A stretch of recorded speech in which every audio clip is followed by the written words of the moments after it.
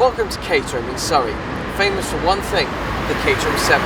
Now these have been made for over 50 years, starting off as one of Colin Chapman's Lotus cars. Now this is the latest in a long line of Caterham's and Lotus cars, and it's gone back to its roots. So let's see how it drives. Before you drive anywhere, you need to get into the car.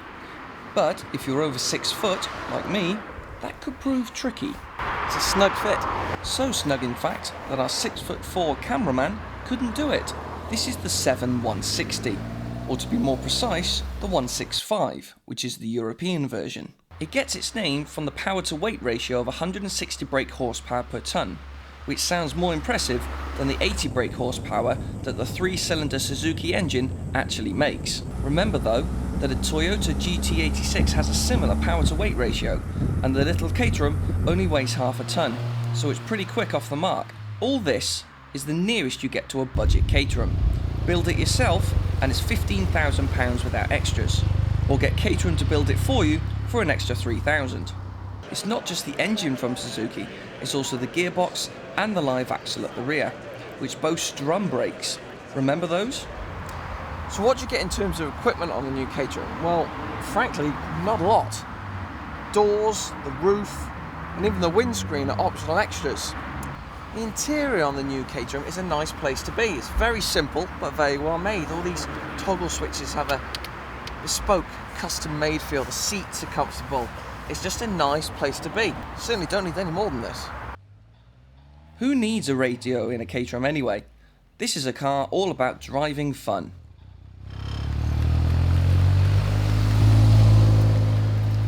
The suspension is as firm as you'd expect, which does make Box Hill's speed bumps a little uncomfortable.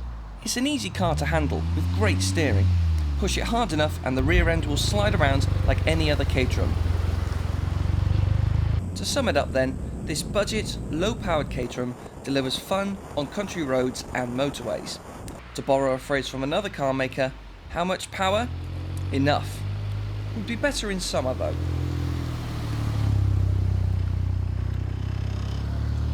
Oh, tough luck, Chris. Well, at least it's nice and cosy and warm here in the Birmingham NEC. I'm sat here with Simon from Caterham.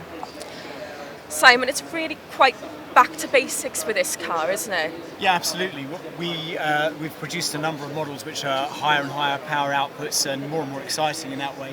But we haven't forgotten where we came from, which is a very basic, simple car, and that's what we wanted to do again with the 160 and 165. As we just saw, Chris was driving the 165. Is there much of a difference between the 160 and the 165? Very little. The 165 is effectively the left-hand drive version for European markets, and it's been homologated to a higher level. So it has some emissions criteria which are a bit higher than we need here for the UK. Could you fit a different engine in these cars, say like the Ford's EcoBoost? Not in the live axle car of the 160, no. We've had to change the chassis to suit the very small Suzuki engine. But obviously in the bigger cars we use a Ford range of 1.6 and 2 litre cars. The EcoBoost is a tougher prospect for us. It's a much harder thing to package, and the 7 is a very, very small car, much smaller than most people would think. What's new for Caterham in 2014? Well, what we've got here on the stand really represents the two ends of our 2014 Caterham range, which are the 160 and the 620. And we think it's great that we're showing two products, or launching them effectively, that are at the opposing ends of the market, showing that we are back to basics, but we are still producing some crazy cars. That's wonderful. Thank you so much, Simon.